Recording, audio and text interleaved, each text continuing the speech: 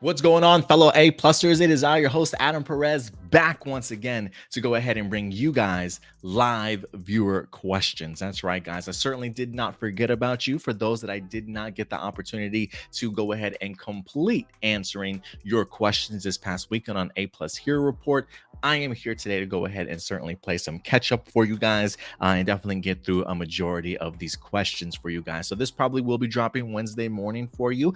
There probably are going to be a couple of questions I will not be answering. I know Indy specifically would like to answer some questions in regards to San Diego Comic-Con, maybe some MCU Phase 5 and 6 questions that you guys went ahead and submitted. So I will leave some questions for Indy. So in case I don't get to your questions in this episode, he will be tackling them tomorrow for you guys, just to go ahead and give you guys a heads up. So let's go ahead and dive into it, guys. I'm going to go ahead and bring up our live viewer question section. As always, you guys know how we do around here.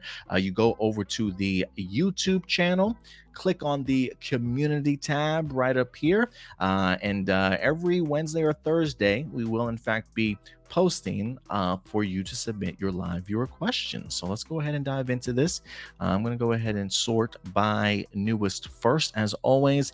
Let me go ahead and scroll down and see exactly where I might have left off last time. I think we did the heavy topic. Did we? We did the expectations. We did the Adam Pariah stuff. I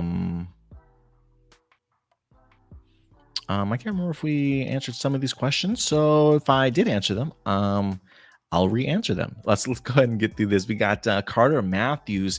With there being a third season of Harley Quinn animated series, do you think Warner Brothers merger situation will affect the future of the show, or is it safe to continue? If we get a fourth season, do you want a cliffhanger or just a series, or just have the series do what it's supposed to do and segue a fourth season on its own speed without any cliffhanger to make it happen?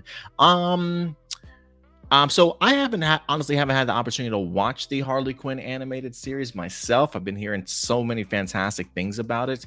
I am going to be under the impression that the merger will not affect it, and I only say that because we will be getting 3 seasons of Harley Quinn. I think it's been popular enough that it's gotten 3 seasons, possibly getting a fourth.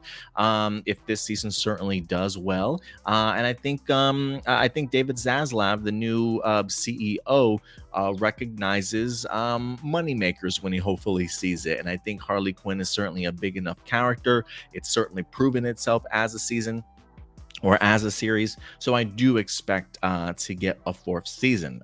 I certainly could be wrong, but I certainly think we would get one. Do I want a cliffhanger or just have the series do what's supposed to do? I mean, I'm cool with whatever certainly decides. I don't know if they've utilized cliffhangers in the previous 2 seasons or not to lead us into the third, but whatever they certainly decide, I'm perfectly okay with. I do like me a good cliffhanger, but I do feel like sometimes when it comes to the animated series, we have had to wait a little bit longer than normal. At least I feel like it is before the next season drops. So maybe not a cliffhanger, but who knows? Um, Abase, what's up, Abase? Appreciate you coming through, man, with another question. This is clearly a heavy topic, but if it says Letitia Wright does actually become Black Panther, do you think some angry fans will be furious that a female is now Black Panther? I'm sure there certainly will be. There's always going to be a loud minority out there that certainly will push back against the idea of a female Black Panther. Do I think it's going to be majority of people? Probably not, but I do think it probably will be a loud minority. If it's not the fact that she's female, some people will complain about the rumors, speculations, and stuff about Letitia Wright on the set of Black Panther. You know, there were people talking about the idea of her in the COVID situation, parading around, talking to people about, whatever the propaganda certainly was during the time. I personally haven't heard any cast members or anybody from Marvel, the MCU, or Disney actually confirm that. I've just heard rumors, but somebody will always find something to complain about, especially when it comes to Letitia Wright. You say we already have tons of people, mainly negative ones, saying that the director should have reverted to T'Challa, or worse, Chadwick Boseman was selfish for not publicly revealing that he was sick, which was way out of line, and that any future storyline involving Black Panther from the comics could never be used if Black Panther as a movie franchise eventually calls a quit prior to how the second film was originally announced. Look, I trust in Ryan Coogler. I think if they've got a plan, I trust Marvel in regards to how they've handled their past movies. This is definitely a significant different dilemma to find themselves in, though. But I do believe Ryan Coogler can certainly pull it off. From some of the interviews that they've talked about with the cast, everybody talks about feeling Chadwick Boseman in here, really honoring him, if you will. So I think Ryan Coogler will certainly do his part in making this movie fantastic. In regards to some of the negativity about, look, I feel like the idea when it comes to T'Challa, whether you recast him, whether you kill him off, everybody's certainly going to have their own opinion about it. But I trust, however, Ryan Coogler decides to certainly do it. If his family's going to be okay with it, especially after seeing the movie, then I'm 100% okay with it. The idea of some people calling Chadwick Boseman selfish, listen, that's his own health. He can certainly share it with people if he certainly doesn't want to. Does it put Marvel Studios clearly in a bad position? Obviously, but somebody's death and health over a position of a company, I think Chadwick Boseman's life is certainly much more important than that. So, however they decide to go ahead and handle it, I'll definitely be supportive of it. And as far as like other comic book storylines that can't be used, I mean, a lot of the times there might be influences from the comics, but there's really nothing I think in the MCU that, at least big storylines, big crossovers, that are literally ripped out of the comic books. I mean, they usually tend to adapt things from the comics to fit the screen a little bit better. So I think there's plenty of storyline that they can certainly tell about the new Black Panther, regardless if it's from the comic books or not. Um, Marcelino Vasquez says a lot of people consider Zack Snyder's Justice League a Batman movie. Do you agree or disagree? I disagree. I don't see it as a Batman movie. I probably see Batman versus Superman more as a Batman movie than I do Justice League. Jessica Fryman says, when do you think the second half of Dino Fury will drop on Netflix? And do you think there's still hope that HBO Max will bring back Batwoman or Naomi? I don't have any faith or belief that they'll bring back Batwoman or Naomi. I think those seasons are unfortunately done. I feel like everything that I've been reading in regards to the Arrowverse, especially with the reveal of Superman and Lois not even necessarily being in the same Earth as everybody else, really kind of deflated my anticipation. I don't want to say for anything Arrowverse related, but I just don't even consider it the Arrowverse anymore. Like I've just literally kind of see it as the CW verse at this particular point in time. It feels very much like they're taking liberties to do whatever they want to, with the exception, I think, of like Stargirl and the Flash. So if it's been canceled, I'm not expecting it to be picked up or brought back. As far as the second half of Dino Fury, I probably will say September. It wouldn't surprise me if they make an announcement during Power Morphicon weekend. It would be even cooler if that same weekend they wind up dropping it, but who knows? People probably might not go to the convention. They'll probably just stay in their hotel room to watch the episodes. But I do think maybe Power Morphicon will give us an announcement, if not before then. And I think the Dino Fury cast will probably be there too. So it would not surprise me if maybe in a panel that they had for Dino Fury, they announced the release of the second half. So I will say either late August or beginning or sometime in September. Adrian, what's up, Adrian? This is very detailed. For Dino Fury Season 2, when it comes to Amelia's backstory or whatever happened to her parents, do you think there will be any censoring, considering, without spoiling anything, I learned from sources that are directly from the international spoiler episodes of what exactly happened to Amelia's parents, considering both seasons were originally filmed for Nickelodeon before going to Netflix. I'm not quite sure if the editors had to censor some things that connect to the reveal of Amelia's parents, but maybe whatever it hasn't been censored, since we had a similar situation in Power Rangers Samurai when it came to unexpected reveal. Just so you know, when I write this, it's hard to explain without spoiling anything. Well, I appreciate you not trying to spoil anything. I really don't know what you're talking about, Adrian. I mean, as far as censorship, no, I don't think that they were I don't think that they would censor anything, especially considering, like you're right, it was originally filmed for Nickelodeon. So I think they knew what they were filming before going in. And I guess whatever they do show, whatever they did film, will be shown. So I'm not expecting anything censored at all. Morgan, what's up, Morgan? Morgan Hutchinson's got some questions. What are some theories you hope happens in the 2023 Flash movie? And why has the Fantastic Four films failed when on the big screen? When I was younger, I loved the first two films with Jessica Alba and Chris Evans. I knew the most recent installment reboot was considered the worst since. The first one I think did relatively well. I was actually a big fan of the first Fantastic Four movie with, I think that was the Tim Story Fantastic Four with Jessica Alba. Um, I it wasn't anything that I was like super stoked about after watching it, but it is one of those films that if it happens to be on TV, I may or may not certainly sit back and watch it, or at least watch it for a few minutes. It's easily digestible for me. It's something that's pretty enjoyable for the most part. Loved Chris Evans as Human Torch. Even really love the design of Thing, honestly, as well. So some good, some cringy. But the second one for me was just all over the place. I just could not sit through that movie. I've literally only watched that movie one time in theaters, and I just have not decided to go back since then. They've had a bad track record. The first one was definitely good enough to get a sequel. The second one, though, not good enough to certainly complete a trilogy. And unfortunately, when it comes to the most recent one, I actually really did not mind the first half of that particular movie. And then somewhere along the second half of the film, it felt very much like it jumped the shark and just became almost a completely different film, a little bit outlandish at times. So it's been murky. It's almost like they haven't been able to just crack that chemistry of either the family dynamic, or maybe not even so much the family dynamic and the characters, but just the cosmic, the negative powers and all that good stuff. It's always, I don't know if it's been special effects wise or what, but they just have not been able to capture that kind of, you know, f- world's greatest family of superheroes.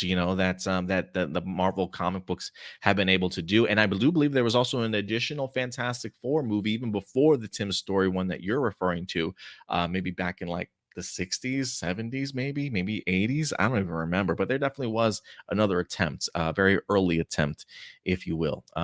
So yeah. Blossom. I'm hoping right now, because it's in the MCU, that they will get um the recipe right. Marvel's done a fantastic job of creating and introducing us to characters and really finding their tone that works extremely well. I automatically think of Spider-Man. I think the idea of making him that friendly neighborhood Spider-Man, it felt like it was a Spider-Man ripped out of the comics. And so I'm kind of hoping that they keep that same momentum for Fantastic Four. Blossom says, if you ever go through with Cure Ranger being Cosmic Fury, you guys think that I should drop the Cure Rangers as the Galactic Council leaders? I had plans for them in our Tokuja story, but I guess I'll try to swallow my pride. Yeah, why not? I think you can. I think you can find a way to introduce it, unless you're trying to make it as like a part of canon. Then you might have to make some corrections there. Yeah. Michael Rhymes, what's up, Michael? You say, my thoughts on Netflix losing subscribers. We know that Netflix has lost 1 million subscribers as of late. I myself really don't care because I love Netflix in general. There's so many reasons why people are leaving Netflix. Too many other streaming services out there, unnecessary movies and shows.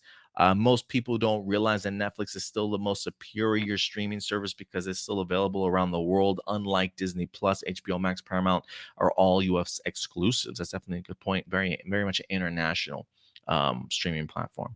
Not everyone can afford all the streaming platforms or want to waste money on having multiple platforms. There are actually really great content produced by Netflix, just that many people don't want to watch them or keep listening to stupid people's opinions. I mean, look, there's maybe that I don't know about that last one so much, but I will agree there is great content on Netflix. You can definitely find your fair share of gems for sure. There's also some very cringy stuff on there that definitely is not worth being on Netflix. And I think times are definitely changing when it comes to streaming services. I do think that this will be a pain that eventually those US exclusive streaming services experience at some point in time, like Disney Plus, HBO Max, Paramount. Netflix has certainly been around for so long. The big question now becomes like, how many more households can you possibly fill, right? At least here in the States. So and you also have to think too, Netflix is very much cracking down on things. In the beginning of this year, I believe they lost like 200,000 subscribers, along with like their stock at their stock market sort of crashing. Their value kind of crashing also with that loss. And Netflix has been in the idea of changing things around a little bit, right? Getting a little bit more firmer with their password sharing. So people that may be with their password sharing, they're about to introduce ad services, right? So they're going to be having brand new tiers for people to certainly utilize. So like for me, me and the girlfriend have Netflix, but we live in the same household, right? So I have a profile on hers. I believe she might have had a profile on mine too. We literally just canceled it.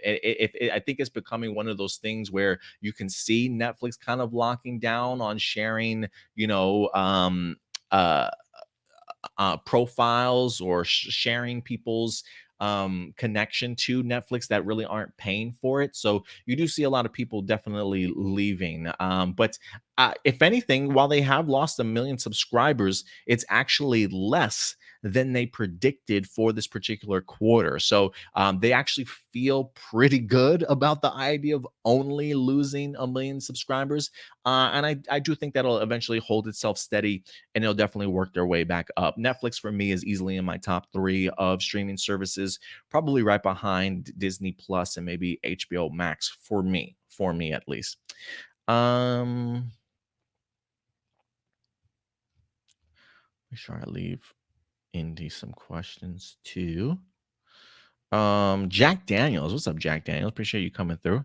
He says, the original Teenage Mutant Ninja Turtle movie is a lot more mature than I remember. Maybe it's just a product of its time, probably, with a little bit of John Hughes for inspiration surrounding the writing and production. But rewatching the original TMT with my 6-year-old recently had me realize this is not your average kid movie.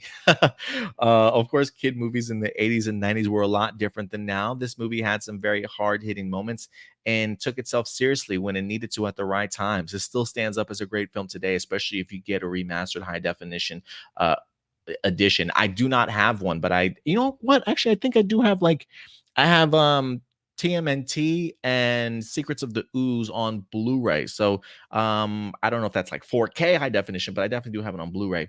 The grain of that film feels so much different than any other kids' movies. What do you guys remember about the original TMNT movies back in the day? You're absolutely right, Jack Daniels. It's been a few years since I've revisited. I probably watched it maybe like 3-4 years ago, but it is much darker. And I believe it or not, I did watch it going to the movies as a kid. I remember seeing it in theaters. Um, and I remember Casey Jones literally being like almost like this street bum. It felt like this guy that just got done playing a game of street hockey. I mean, they really did take themselves legit serious. Definitely some laughs. Don't get me wrong, it's the turtles, right? They definitely know how to have fun. But definitely dark. I mean, Ralph in a trench coat, right? The movies back in the 80s and 90s is vastly different than certainly what they were now. Like movies that might even be a little raunchy, like get like PG-13 titles back in the day, maybe even PG, right? Like there are certain things that I remember watching. And even going back and rewatching and thinking like this is PG, like oh my god, like we were really a lot more lax back in the day and what we certainly allowed for. But I never thought about the idea of as an adult having like my kid or like you said your 6-year-old kind of watch it and realize, man, this is maybe not your your average kid movie. And I was just trying to think of how I received it as a kid, and I just remember loving it. I think because of the fact that they did take themselves seriously. I remember laughing at the turtles and some of the jokes, especially Mikey not wanting to tip the pizza guy for being late, right? Like they have some really great humor in it, but then you get moments of people falling off a building into a trash compactor. You got kids that are like a part of the gang, maybe doing some drugs. The attack on April's apartment and just really beating the shit out of I think it was Ralph Raph that they did I say Ralph? Raphael. If I said Ralph the other time, I apologize. But yeah, Raphael in the trench coat, him getting his ass beat by the foot soldiers. I mean, they definitely took themselves seriously, man, and I really appreciated it, and because they didn't treat me like I was a kid, like I was stupid, like I was an idiot. You know what I mean? I mean, it really felt like something they ripped out of the comics and out of the cartoon series. Great stuff, man. So thank you for bringing up that movie. It's been a minute since I've seen it, and when you watch, say, the second one, that feels very much more like, hey, the times have changed. You know, we want to lighten it up a little bit more. Like TMNT one feels like the comics, whereas TMNT 2 feels very much like the cartoon. And I think they definitely took their inspiration from it for sure. Um, there is a Tarek question here from for Black Panther. I might leave that for you, Indy. I think Indy's already responded to some of these. Francois, what's up, Francois? What were what what were some of your favorite series pilots from the CW Arrowverse? How would you rank them and why?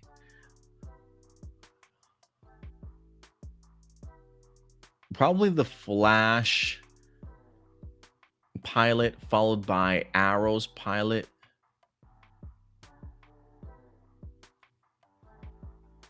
Then maybe Batwoman.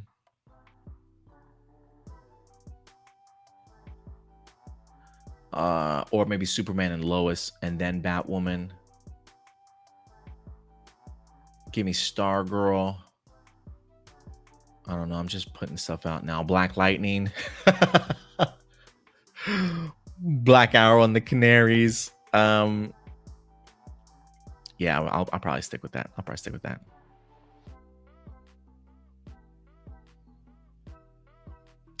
Carlo, do you think Hasbro is a lot better when it comes to managing Power Rangers than Samban? We know how vocal the fan base can be since Hasbro acquired the franchise. Hasbro not giving any insight on the rest of Dino Fury or even the future at San Diego Comic-Con seems like a slap in the face to the fans. I mean, while we did get something, it was pretty much another comic book in Zord Ascension with, unfortunately, still MMPR. I was bummed when I saw the announcement online. I think we deserve something amazing to be revealed at SDCC. The last time we did was in 2019 when Austin St. John announced his return for Beast Morphers. I really hope that PMC is the real deal. Us PR fans don't get to enjoy our franchise. It really feels like Power Rangers is all about hiatuses and zero big reveals. Well, two things, unfortunately, that I do think we have to realize here.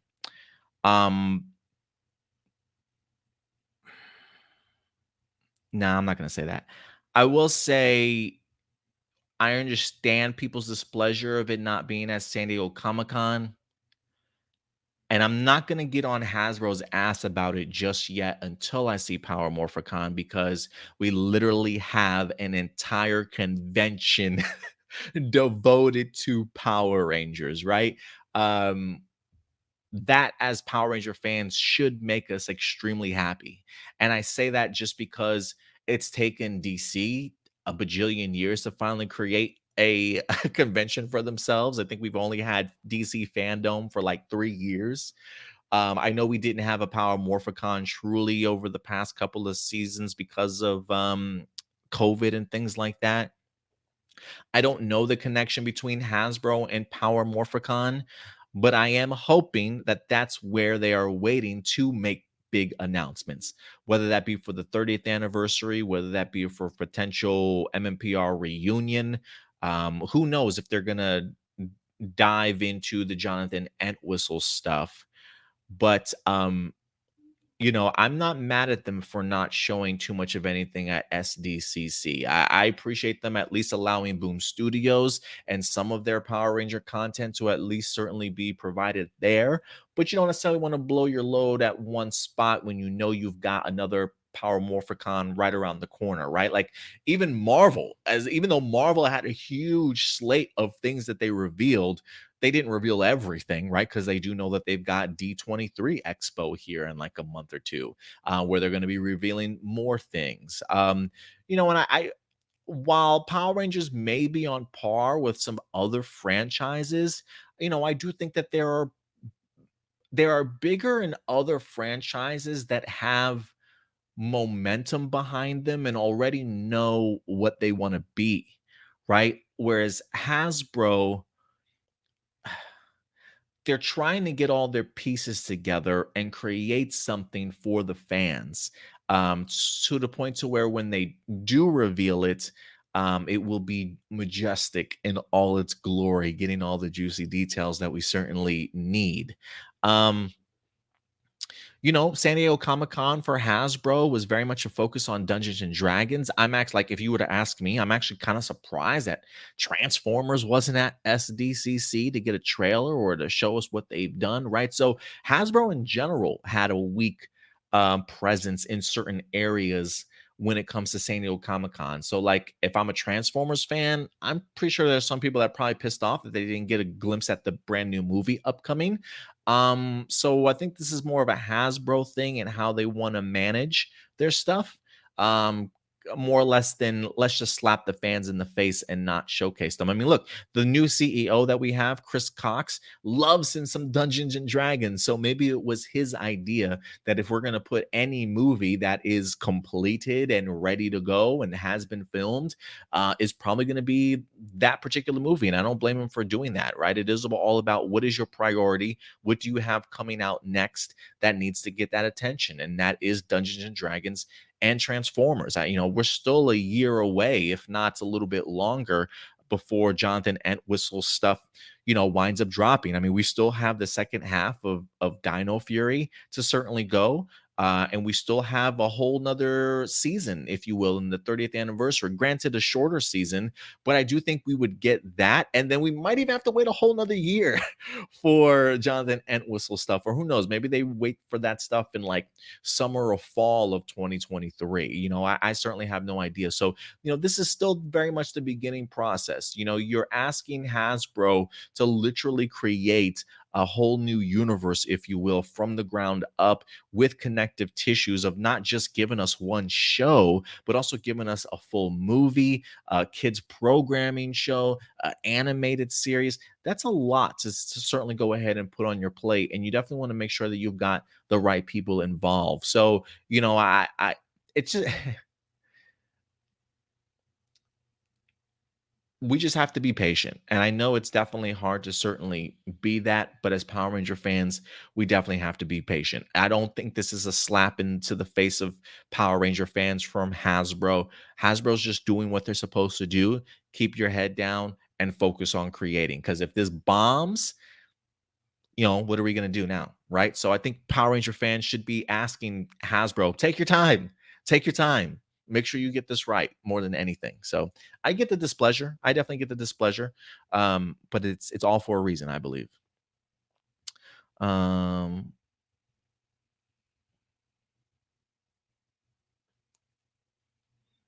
all right. I'm gonna leave 6 questions here for Indy. And I'm just gonna make sure that I got everybody else's question. Exciting things will come, guys. Exciting things will come for you Power Ranger fans. It's definitely going to have to be all about being patient. And I know, unfortunately, that's very difficult for us to do at times, especially when we see other fandoms that are getting everything that we certainly want to have, right? But in order to get to that point, we got to have a good starting point, and unfortunately, we haven't. I mean, look, we're so used to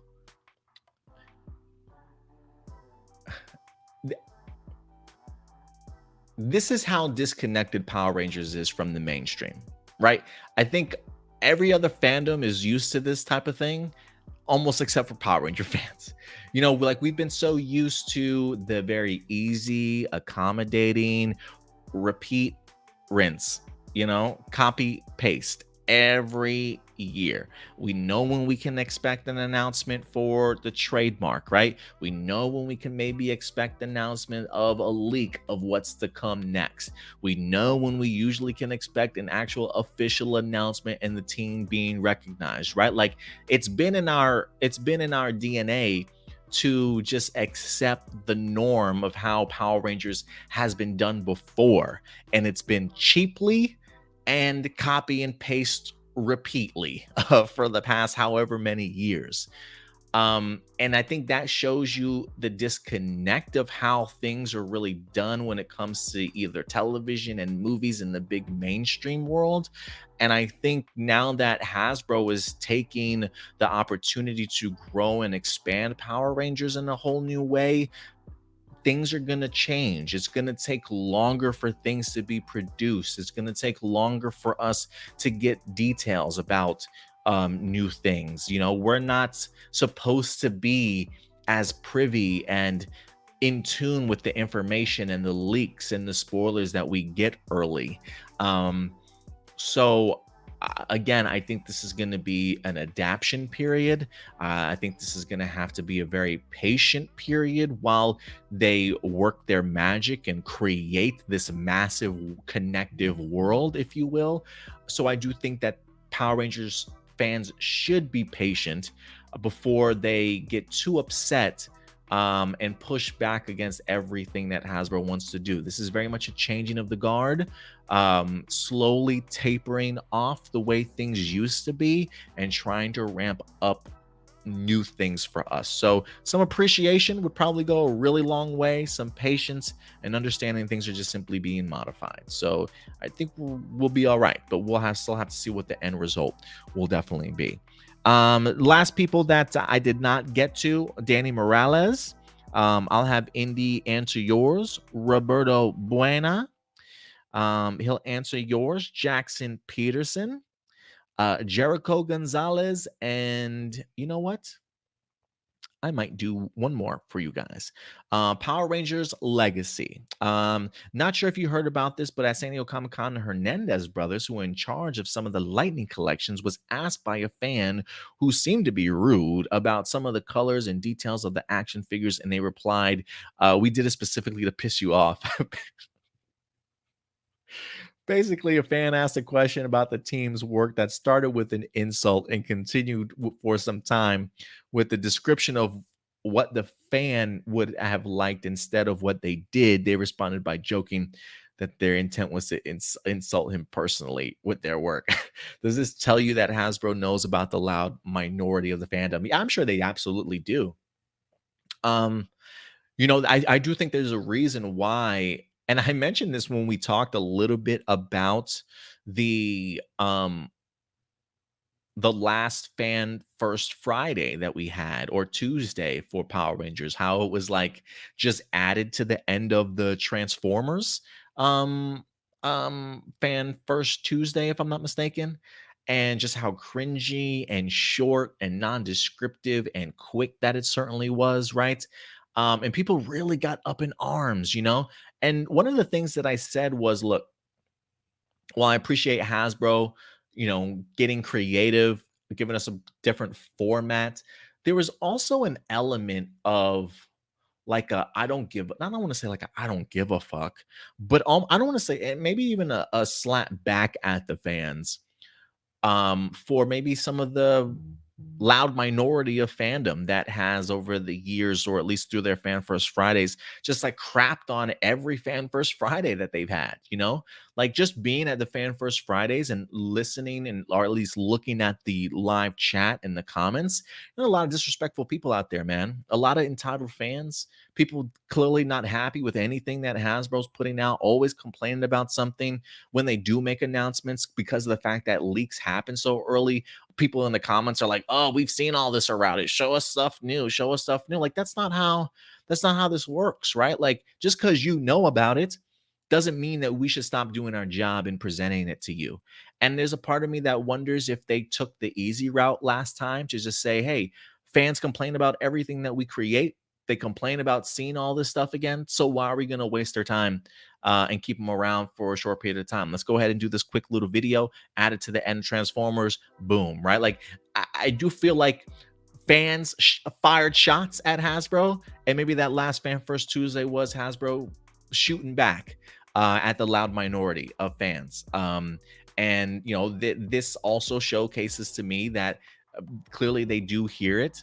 But listen, I think that that's definitely clearly like just a joke. Like even just reading it without you finishing off the paragraph, like, I found it funny. I clearly thought it was a joke, especially when you got people that complain about that type of stuff all the time. So there is a loud minority, but I do want Hasbro to be careful, right? Because one thing that I also said and pushed back to that is, look, there's nothing wrong with replying to fans and joking or, pulling a swerve on them, whatever the case may be. But when you get that kind of negative feedback for a Fan First Friday, like, your attention to detail needs to be, I don't want to say perfect next time, but as a brand, you have to go out there and treat it like this is the first time people are looking at this content, you know? Because if you listen too much to the loud minority, you start crafting your work geared towards the loud minority. And as Power Ranger fan or as Hasbro trying to please Power Ranger fans or expand the awareness of Power Rangers, you need to present all of these products like they're the best things in the world, like nobody's ever heard of them, and you push the hell out of these products, regardless of what people are certainly saying in the live comments. Because maybe that loud minority isn't necessarily even the crowd you're trying to talk to convince to buy these things, because honestly, that loud minority is still going to buy the things that you're pushing out there, right? So nothing wrong with joking, nothing wrong with a quick, shot back at the fans from time to time. But I do hope, especially after what we've seen, that going forward, if they do have any other Fan First Fridays, that they do focus on the product more than the loud minority. But I'm sure they do listen. I'm sure they hear things. You know what I mean? It's just really about how you respond to it at the end of the day. So great question, Power Ranger Legacy. But I do think it was just a joke. That's all. All right. And to everybody else's name that I mentioned, Indy will in fact be tackling those questions for you guys. So he'll have to go ahead and certainly drop that for you guys later this week. Yeah, man, thank you so much, guys, for certainly being here. Apologize that we weren't able to get to these questions on Sunday, but unfortunately, we did have ourselves a massive weekend of San Diego Comic-Con and content to certainly go ahead and get through. But thank you guys so much for being here. If anything, I probably will post the live viewer question thing for you guys on Thursday. So just go ahead and be prepared.